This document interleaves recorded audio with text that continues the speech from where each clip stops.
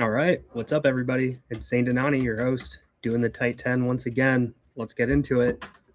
All right, it's been a while, so I'm going to catch everybody up on where things are at. We may skip a couple of things, but we're going to go pretty deep into the weeds, and there's a lot of content from the past couple of days. All right. One of the articles I was reading from Pewter Report had fun speculation on the Bucks wide receiver pecking order.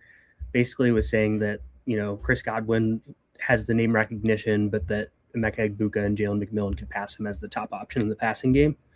I don't know that I would expect that. It really depends on how much they do in terms of like 11 personnel versus 12 and all sorts of different stuff, because Godwin mainly plays slot. And they've confirmed that that's probably his role. But I do have a pretty strong feeling on Jalen McMillan being a really strong separator and good player. And I also think Emeka Egbuka is. I think Egbuka is clearly their number one target. I expect a big season out of him, but like Jalen McMillan to me could pass Chris Godwin in the pecking order as well. Some ESPN updates that I read through: Jalen Hurts in the offense is well behind the defense. That's kind of to be expected. They're learning a new system in general, and they're forcing him to throw over the middle of the field from under center. So, and they have a good defense. Keep hearing about Denzel Boston. He's crushing it. It's good to know that he's doing it all three levels, and it's not just like some highlight reel plays. Jordan Love is working on his footwork. And he had a deep pass to Jaden Reed. It's good to work on the footwork because Jordan Love is notorious for throwing off his back foot. Bears O-line is pretty much settled other than their left tackle position, which is pretty big given the fact that that's the blindside protector. And then Mendoza got first-team reps while Cousins was sitting out of practice the other day. Skylar Bell seemed to have been injured. It looks like it could be a hamstring based on the sleeve that he's wearing. It said that it was very similar to the sleeve that Mekhi Lemon was wearing. But he had a good camp, and there's more on him later. There's a report from NFL Live that was talking about what Mike McDonald had to say on Jadarian Price's receiving ability. So it's like a he said, she said situation. They're explaining what Mike McDonald said. And in that, they were basically saying, like, hey, they're surprised by what he's shown in the pass game. He can do stuff on screens and dump offs on intermediate and deep routes. It was just kind of surprising to hear because he didn't really do anything like that in college. Obviously, he was behind Jeremiah Love, but just something to note. There's people that can do things but just never got the opportunity to do things. And it's actually kind of funny that it says Kenneth Walker underneath, because that's like one of the prototypical like comparisons because of the team, and then also because of the lack of receiving that Kenneth Walker also had in college. Then we also have there was some notes on Carnell Tate. I mean, he's been crushing it in camp. One-handed catches, he's fast, he's running great routes, etc. It's underwear Olympic season, but it's still good to hear that this guy like looks the part right now. That's why it's important to keep up with the news, because things change as training camp happens, but you don't want guys to look like they don't belong. A report had Evan Ingram making like basically a lock to make the 53-man roster. He's really good buddies with Davis Webb, and he's going to be their top receiving tight end right now. Brian Broaddus, who's one of the best like evaluators that I've seen personally, and I mean, I'm a Cowboys fan, as you can see with the hat, but he had an interview where he sat down with another insider and just talked about Ryan Flournoy, and he was basically saying like he started developing a lot of chemistry with Dak last year, and if Lamb or Pickens miss time, they really shouldn't. They'll miss a beat, but like he's also still really, really good. And that he helps take pressure off of Pickens and obviously CeeDee Lamb. So I'm excited about Ryan Flournoy. For the Bucs running back room, and this is just consistent that I keep hearing, but they think it's going to be a three-headed running back room with Gainwell and Bucky leading the way. Again, a split between the two, and there was a quote from Todd Bowles that's basically confirming that as well. They don't necessarily what the Pewter Report thinks is that they don't necessarily trust Bucky to stay healthy, and they won't give him as much of a load given the injuries, and that the team in general won't have a 1,000-yard rusher. I got a shout out from JJ Zacharyson and David Kitchen. That was really cool. More confirmation on Ashton Dulin. He's going to be the wide receiver 3 right now based off everything that's going on. But there was a report that said that they're also looking into some veterans as well. Matt Hasselbeck had this is kind of interesting, but Matt Hasselbeck was talking about kind of like the personnel changes that people have seen over time, like what the Rams were doing and what the Seahawks were doing. And he basically said, like, people do these 12 personnel and they do 13 personnel, but they make it look like 11 personnel by doing like spread, basically like a spread offense or something like that. And I just thought it was really interesting because it's like, yeah, you have a bigger guy out there, but you're still basically running plays from different formations. Keep hearing a lot of positive notes on Jalen Royals, and he's getting a lot of time with the first team right now because Rashee Rice is out. So it's just good to hear, just because I keep thinking about how these young, like later round picks from Andy Reid sometimes don't get that playing time the first season. Jeff Miller said that rookies with minor soft tissue injuries and OTAs just happens a lot, and there's already been a lot. Jatavion Sanders and Tommy Tremble are rotating with the ones. Chris Brazel and Xavier Legette are battling it out for wide receiver 3. Both have made good plays, but I think that Chris Brazel will end up winning this by season end at the very least. QB competition for the Falcons, but more importantly, I think they're expecting a lot of honor center plays to open up their rushing attack and play action. So I think this should be a positive bump for Bijan and Drake London and Kyle Pitts.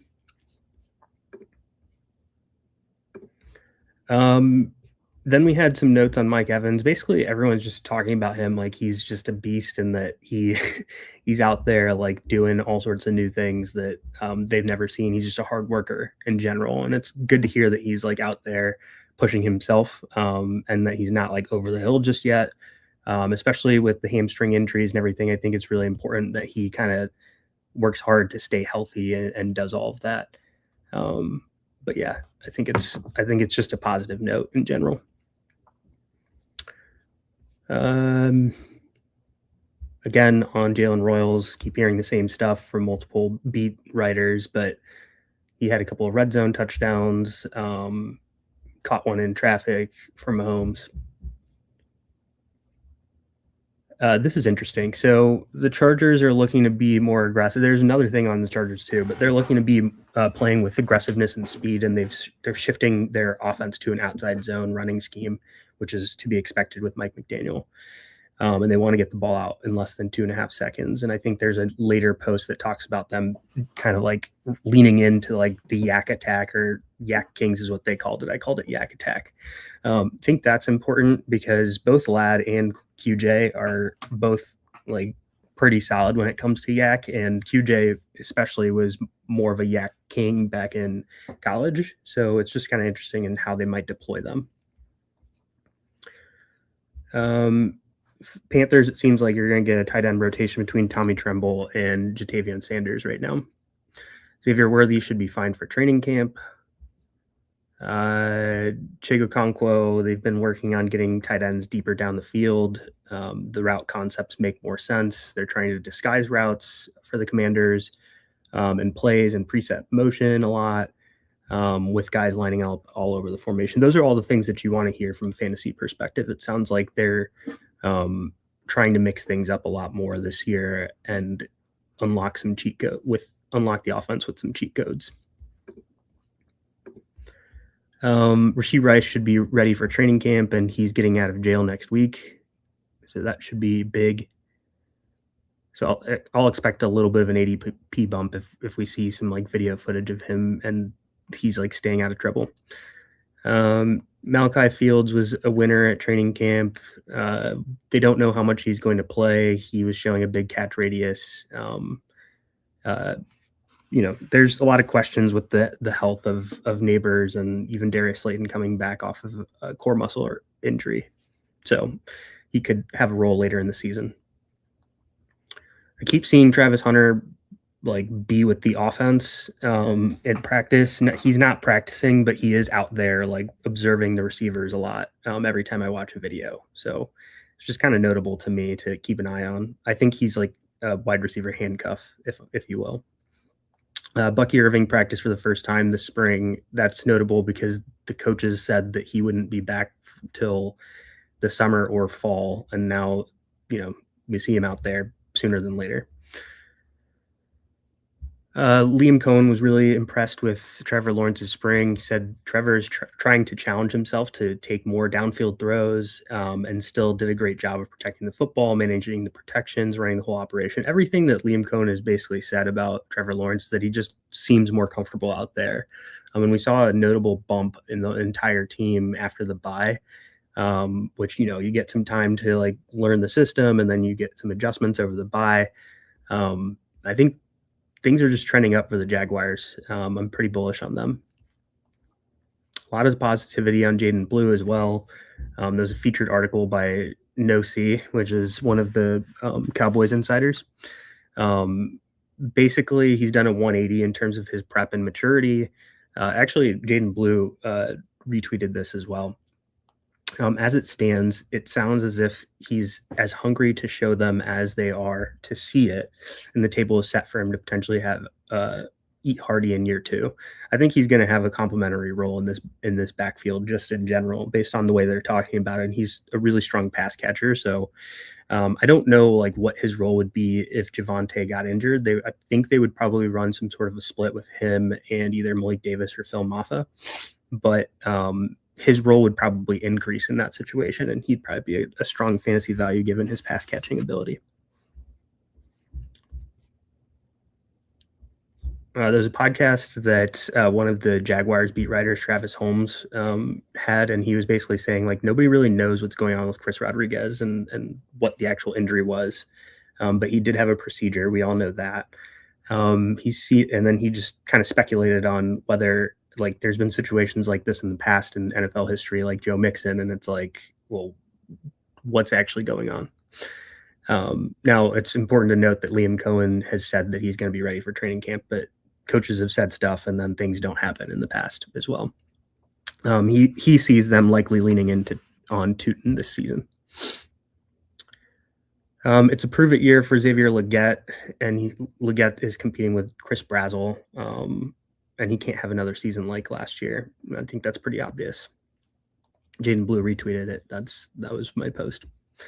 Saleh mentioned that Tony Pollard and Tyjae Spears are bell cows. And then he just kind of like mentioned that Nick Singleton's kind of like tertiary in the background, like he's working, but he's got a long way to go type of thing. Nick Singleton's a freak athlete. It's okay that he's working back into it. He's recovering from a foot injury. I wouldn't take this comment as like anything really, because I think it was a throwaway comment saying that including Tyjae as a bell cow, because everything else that they've said have been so positive on Tony Pollard specifically. He did say Robert Saleh also had great things to say about Gunnar Helm, called him a legit dude. I'd just say that it's good to hear that, because I keep reading that they're going to do a little bit more 12 personnel this year. I think Gunnar Helm could have a 70% plus route share, which I think is huge for a tight end, especially like a late round one. I saw Marshawn Lloyd going second in running back drills after Josh Jacobs. I just thought that was interesting. Who knows if that actually means anything. There's an article saying that Green Bay needs a dynamic complement to Jacobs, and Marshawn Lloyd's skill set fits that role better than anyone else on the roster. I completely agree.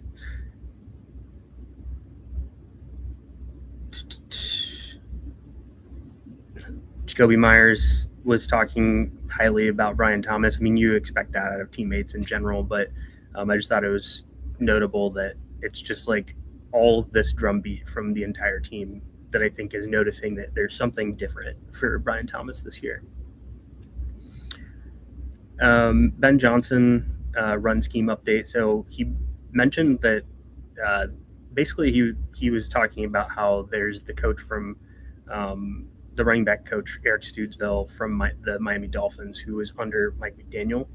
And he's basically saying he knows that they did some interesting things in Miami and that he's thinking about ways to incorporate that, which I think is interesting because we know that the Shanahan scheme has been pretty profitable in fantasy. Jerry Jeudy had a little bit of a hamstring thing that popped up. It seems like it was just cautionary that they held him out, but you never know. But at the end of the day, that means that Denzel Boston and Casey Conception are getting more run, which is great for them. And then Isaiah Bond has also been pretty involved as well. I think there's been coach speak on Tank Dell like pretty much every day, but I think it like everything just points for me just points to like they're just kind of like taking him as bonus right now, and they'll kind of see what he looks like in training camp and then assess and figure out like where he fits into the plan.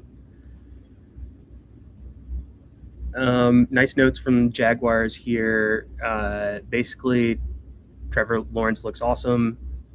Tanner Koziel is still having nice practices, and Jacoby Myers was the standout wide receiver, which every day has been a different standout wide receiver. So I do think it's a pretty solid receiver room, especially when you factor in Travis Hunter, and then pass catching wise, you've got Brenton Strange and Koziel as well. I think that's a solid like group that they have right now.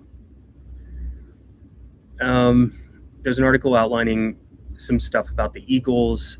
Dontavian Wicks is getting a lot of action with wide receivers out, and Sirianni actually compared him to Keenan Allen, which is really interesting. I remember the quote. It was like he gets off the line of scrimmage really well, has some like, I don't know. It was kind of interesting the way he was talking about him. And then the team is going to do a new like run, a new zone rushing scheme, and Lane Johnson was talking about it a little bit and saying like, hey, this is really exciting. Like it's reinvigorating the offensive line. I think it'll be big. We'll see how it ends up playing out. And then Tank Bigsby has been like kind of a drumbeat as well, like as obviously a backup to Saquon, but seems interesting that like it doesn't sound like Will Shipley is as in the plans right now. This was the report. So the Colts are still mulling potential roster move at receiver, especially with Alec Pierce like potentially out for a little bit. And they're looking at like Keenan Allen and Deebo Samuel. It didn't say anything about Diggs, so that was interesting to me. Shador, they kind of talked about like, hey, we need to get the ball out of his hands a lot quicker. It basically matches the film and what happened last year as well. He holds the ball too long. That's pretty solid for fantasy because receivers have more time to get open. If he does get to throw off, explosive plays can happen, stuff like that, but it's not really great for real life football. Running back coach basically said that David Montgomery is a 3-down back. I think that's what we should expect this year. Todd Bowles said Kenny Gainwell has been one of the unsung leaders who has come in during the summer, and he provides a good 1-2 punch with Bucky Irving. I think that's big. I really do think that it's going to be a 1A, 1B situation with Sean Tucker just kind of like mixing in for like 10% of the role. Elijah Royal came back to practice. It's good for like the Seahawks 12 and 13 personnel looks. Greg Cosell had some really strong praise for Kalen Black, and he expects him to win the RB2 role. And it's supposed to be one of the tightest battles of the summer based off of an article from The Athletic from Nick Barrows. Some more speculation about Bill and kind of like what they need to see from him. Ja'Cory Krosky-Merritt, that is. that he needs to contribute in the pass game. The team said that they want to be kind of multi-dimensional when backs are in the game, so they don't want like, hey, I've got a running back in and all they can do is like run the football. So they need Bill to take that next step, and the Commanders hope that he can develop that skill. Beat writer from the Jags just kind of reporting a little bit here, maybe speculating, but doesn't think that there's much fantasy value for LaQuint Allen, but he's a good like blocker and change-up runner. So he just thinks that he'll get more touches than last year, but not like a real factor. Let's see. I keep hearing stuff in general about Zavion Williams, and I just think that there's enough of Zavion Williams involved to where it takes away from a guy like Jaden Reed and Matthew Golden, and maybe even some of Christian Watson. Like, we want to see an 80% plus route share, and I just don't know that the team is going to do that. And then you factor in Bo Melton too, who's been there for a while, and then they do a lot of 12 personnel, which they'll probably continue to do.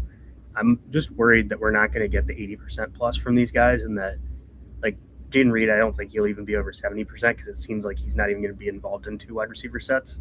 So I'm like they can be solid like plays sometimes, and for best ball you don't have to guess, but I'm still like a little bit skeptical on how this is going to play out for the receivers.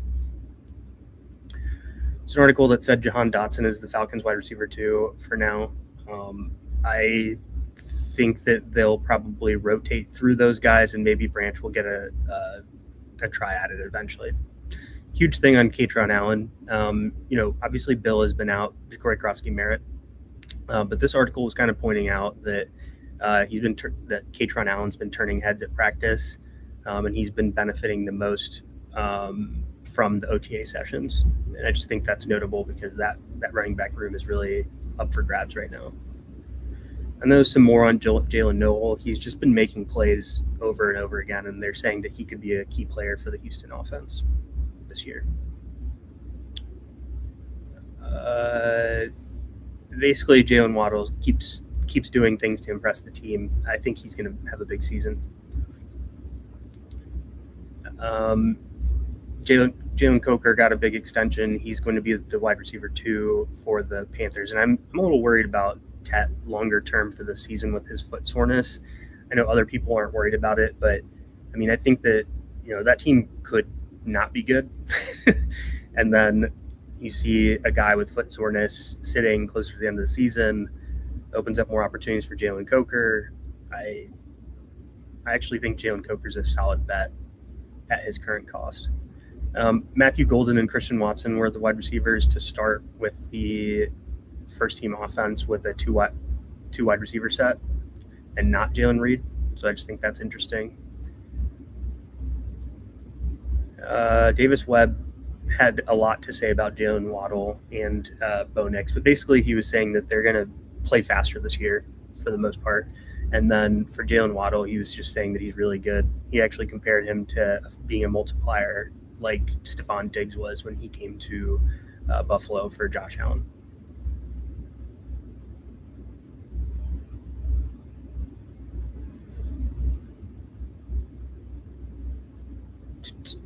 Let's see. Houston Texans keep talking about 12, 13 personnel. Again, that takes Jalen Noel off the field. So I'm a little bit worried about him if you're thinking about a managed league, but fine for best ball, especially last round. Keep hearing a lot of positive things about Zavion Thomas. There's more today. Warren Hampton has explosive runs. I'm actually not that concerned about him. I know other people are.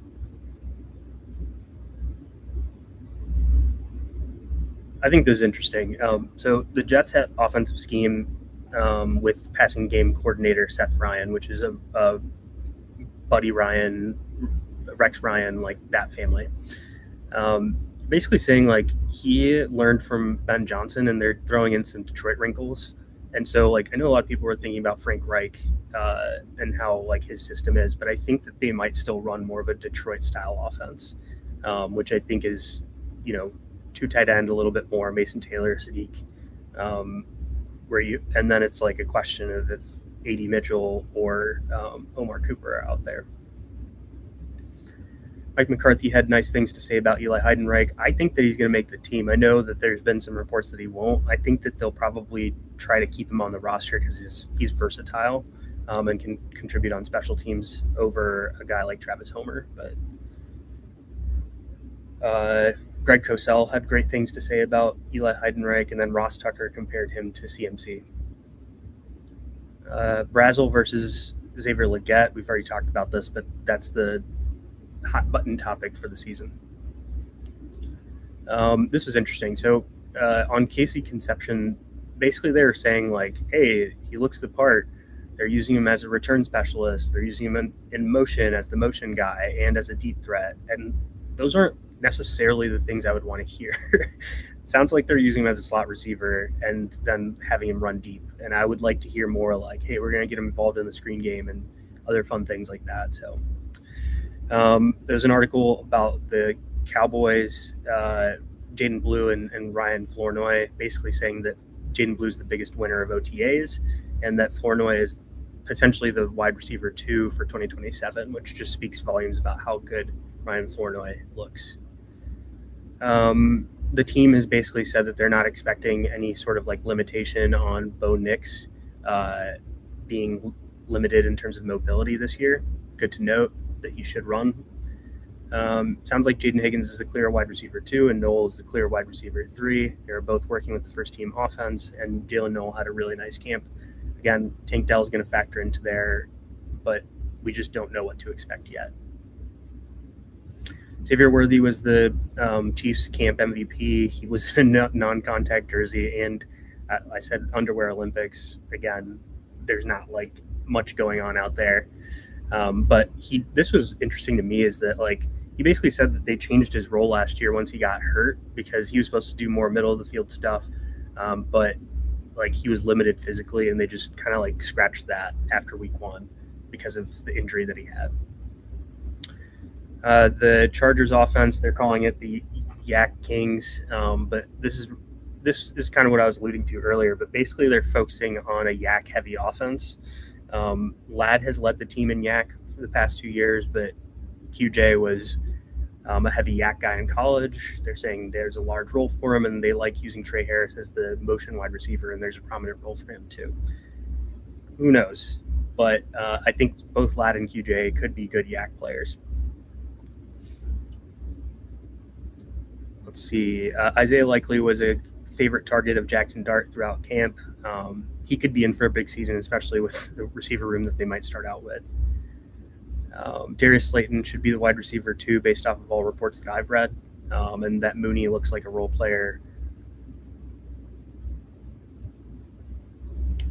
There's a report that Munt is tight end 2 for the Eagles instead of Stowers, but I think Stowers is more of like a receiving tight end. So, you know, if Goddard got hurt, I think any like receiving plays, they'd probably put in Stowers over Johnny Munt. Tight end coach has been really impressed by Harold Fannin in terms of like his engagement, the fact that he's kind of like he's still coming back from injury and stuff too, but basically he's been really engaged in like trying to learn all the new stuff that the coaching staff wants to throw at him, and they were really impressed with him in year 1.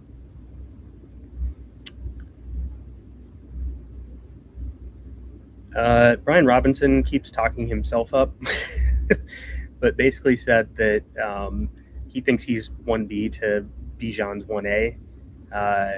But, you know, the coaching staff has kind of said like he's going to be involved. It's possible that he has the Algier role, which means Bijan can still be the RB1, but it does like somewhat take away from Bijan if they use him at all. So Brandon Ayuk is in Washington, D.C. I still think he's going to sign with the Commanders. Getting shout outs from people these days, pretty nice. Thank you guys for doing that. Sean Payton had really nice things to say about Pat Bryant, that he's a quick study, all sorts of different stuff like that. I think he's going to win the wide receiver 3 role, and I think there's some risk with Courtland Sutton just like being older, and if he just loses half a step, like not to begin the season, but like closer to the end of the season, there's always a possibility that a guy like Pat Bryant takes over if Cortland Sutton is actually like a little slower. Marshawn Lloyd made it through OTAs fully healthy for the first time. Lloyd was working with a specialist to figure out how he can stay healthy, and he's staying back in Green Bay to basically like maintain and just rehab and make sure that he's set for the season. I think that's pretty big for him. Again, on Bucky being a 1-2 punch, Kenneth Gainwell being a 1-2 punch with Bucky. The Bucs rushing scheme, they're going to do wide zone plays to stretch the defenses horizontally. I think that's a pretty big change from previous seasons. Greg Dulcich, keep hearing really good things about him being an area of strength for the team. Wide receiver coach said that Jalen Noel needs to, be consistent and play inside and outside, which right now I think they've only put him in the slot. So that's kind of interesting to me as well. Big on Waddle for me. Let's see. This got really popular, and I didn't mean for it to, but Chris Rodriguez versus Bashal Tutin is just this year's Zach Moss versus Chase Brown with sharper pricing. I'm really into Tutin, but like obviously the advanced metrics kind of point you towards both being solid players. Jaguars Nuggets. Brian Thomas was consensus Jaguars offensive or offseason MVP. All 4 pass catchers looked good. Top pass catchers. Travis Hunter is going to play both ways. I think that Trevor Lawrence is a pretty solid answer when it comes to all of this, just because everyone's saying great things about the receivers, which means that that's great for Trevor Lawrence. Trevor Lawrence had a nice, and this is a fun graphic. Trevor Lawrence had a little bit of a bump in terms of rushing last year, and it all came after the bye, which I think was pretty big. I think it helped unlock the offense, but basically he started scrambling a little bit more, which kept defenses honest. And I kind of expect him to keep that up because he does have the ability to do that. Some more shout outs from people. Thank you. Skylar Bell. So there's an article that basically said like he shined during OTAs before injury. He's competing with Josh Palmer and Keon Coleman, kind of for that like wide receiver 3-ish role. The writer predicted 30 to 40 receptions and 500 receiving yards, which I think is just kind of like writer speak. But it's good to know like they think that he'll be involved in the offense. Cole Kmet expects to still be a prominent figure in the offense. I think they're going to do a lot of 2 tight end sets. So I agree that he'll be involved. I don't think that he's going to, be a fantasy relevant player, but it just takes away from other players. John Shipley basically said that Parker Washington is set to be a core piece of what the Jaguars do in the passing game. He's in a full-time role on offense. By all looks of last week, the Jaguars are ready to let Washington take his chance and run with it. Take all of that with a grain of salt. But, there's been a constant drumbeat on pretty much all of the Jaguars' receiving options. There's some speculation that the Miami Dolphins are going to sign maybe a veteran free agent to be backup as running back for Achane. Who knows? We'll see what happens there. They also said that Chris Bell is probably going to start on the PUP, but we'll see there. I think that was kind of expected. Again, more drumbeat on Bashal Tutin having a big opportunity. This was like a viral thing, but basically, Aaron Jones talked about how Damon Claiborne reminds him of Jahmyr Gibbs, but I think the more important thing is that people are predicting Claiborne to make the final 53-man roster. Crack Rock is saying that Cam Scatterbo controls the entire backfield this year for the Giants. The Broncos passing attack, they want to create catch and run opportunities. So again, kind of like the Yak Kings that we talked about for the Chargers. And then he also said they don't know their strategy, but he did note that the Rams use 13 personnel coming out of nowhere. So they're just going to define their strategy as the season goes on, kind of like how the Rams did. Steelers, Nuggets, Rico Dowdle and Jalen Warren should be splitting the backfield. Basically, Caleb Johnson has to show that he's put his disappointing rookie campaign behind him, or else he may be cut. They chose Heidenreich to stay on the roster over Travis Homer, like I talked about. And then there's likely a good amount of 12 personnel coming for this offense. And then, they think Jeremy Bernard will be the wide receiver 3 over Roman Wilson, even though Wilson had a great camp. Nick Singleton, we talked about this earlier. Nick Singleton has to earn his way in 2026, but the article also talked about how it's not a huge stretch to see Singleton replace Pollard or Spears in 2027. Both of those guys have like outs in their contracts where their contract is up. Nate Tice talked about Ryan Flournoy being a breakout wide receiver. I think that's notable. There was something that this was controversial, but there was something that talked about Dontavian Wicks currently winning the wide receiver 2 battle. I know that Mekhi Lemon missed a lot of practice and stuff. I think the big thing is that it signals that Wicks is at least wide receiver 3. And that the fact that there is any competition for wide receiver 2, I think is important, because that means Mekhi Lemon will likely play less, especially to start. And then I expect them to do more 12 personnel too. And then when they do 12 personnel, like who is the wide receiver 2? And I think it varies based off of formation. If there's a slot receiver, they'll have Mekhi Lemon in there. And if there's an outside receiver, it'll probably be Dontavian Wicks. That's just kind of how I see it play out. You can like it or not like it. Oh, this is interesting. I think Stephon Diggs should sign sooner, just because there's risk that something bad happens over the offseason. And I just think he should make that determination now. Sam Laporta has been going through walkthroughs. They're being cautious with him, but they expect him to be back for training camp. There was a podcast that talked about Rashid Shaheed and just the fact that he's going to be a bigger part of the offense this year. That he's not just doing vertical routes. They're using him on like horizontal routes. And horizontal routes, as we know from Ryan Heath's analysis, are big for fantasy. Other scheme changes for the Seahawks offense. They're not expecting too much to change, but they did say that they're going to work even more on outside zone. And then they're going to maybe do more 2-back sets with slip motion. And then use the tight ends in the passing game a little bit more, because Fleury was a tight ends coach. And they also said that Jadarian Price took a whole series with the first team O, which was different from previous sessions that they had observed. And then if they basically said that if Price isn't the lead running back by week 1, it would signal something went wrong given his draft capital. So I think that was more speculation than anything set in stone, but it's good to know what the beat writers think. Hearing a lot of great things about Boston and Isaiah Bond, and then KC Conception, you're kind of hearing the same, like they're using him with jet sweeps, motion, backfield, eye candy, stuff like that. Consistently hearing that Travis Hunter will have a role in the offense, that Bashal Tutin looks good, Koziol is going to make the 53. Interesting stuff. Jalen Royals, keep hearing great things about him. There was an article about Jalen Naylor, but didn't really give you much information.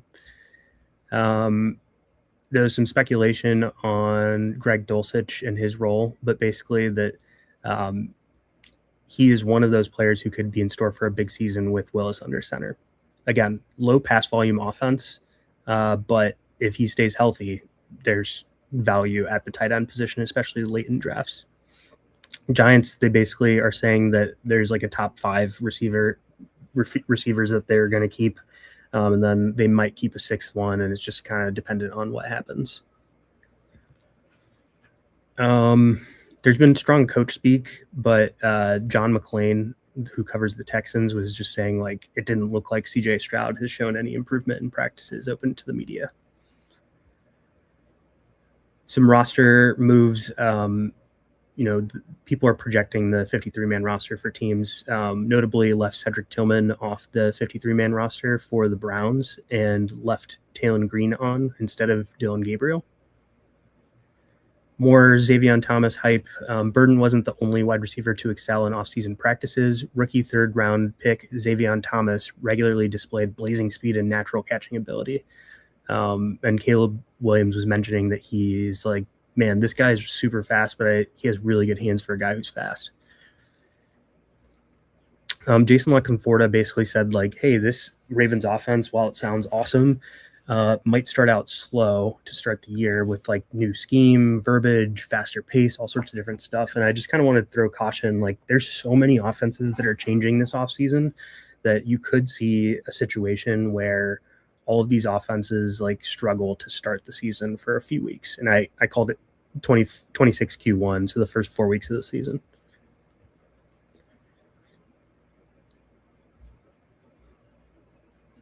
A lot of people commenting on things, which is fun. An article by Bill Huber, who covers the Packers, basically said Chris Brooks is the top backup to Josh Jacobs, and I wanted to basically like throw some caution to that as well. Like he also said like it would be great to have Marshawn Lloyd also involved, but they're not necessarily counting on it because of health.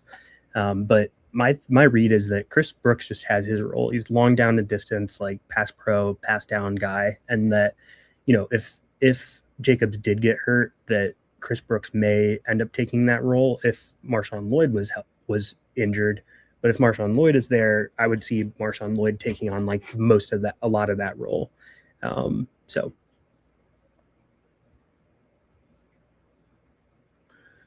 There's some notes on Jacoby Lane and Elijah Surratt, but basically both are making a lot of plays. You know, they both have a chance to earn some reps this season. They're kind of competing with Devontae Walker for wide receiver 3. I think it's just going to be a battle that plays out over the summer. There's some notes about how the Patriots are currently using A.J. Brown in practice. Brown has repped mostly at outside receiver, running the vertical route tree, goes, hitches, and slants. But the possibility of McDaniels hunting favorable matchups by moving around the formation remains. So, you know, it's only been a couple of days of him really practicing, but that's kind of how they're using him right now. It's something to keep an eye on for the future. And then for Romeo Doubs, a little interesting. They found success with him on underneath targets, which isn't surprising as he projects to play a big slot role. So the fact that he's more of a big slot is really interesting because that's way different than what he did for the Packers. So, and then that they're using him on slants and unders and option routes over the middle. That sounds like a strong role if that's true. There's more speculation that the Patriots might end up signing a veteran tight end to back up Hunter Henry, which would mean bad things for Eli Raridan.